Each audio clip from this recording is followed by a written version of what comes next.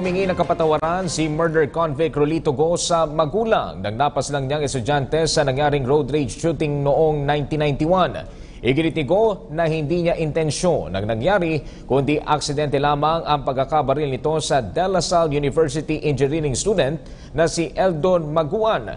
Matatandang kahapon ay pinag-utos ng Korte Suprema ang pagpapalaya kay Go makaraang katigan nito ang desisyon ng Court of Appeals. Sa inilabas na ruling ng SC, ibinasura nito ang petisyon ni dating Bucor Chief Rainier Cruz na kumekwestiyon sa pagpabor ng Muntinlupa Regional Trial Court sa inaang petition for the writ of habeas corpus ni Go. Ang habeas corpus petition ni Go ay nagugat sa kanyang paniniwala na ang kanyang sentensya ay natapos na noon pang Agosto 21, 2013. Taong 1993 nang nasintensyahan si Go ng habang buhay na pagkakabilanggo o noong 1993. Ngunit nakatakas ito bago pa man maibaba ng trial court ang naturang desisyon.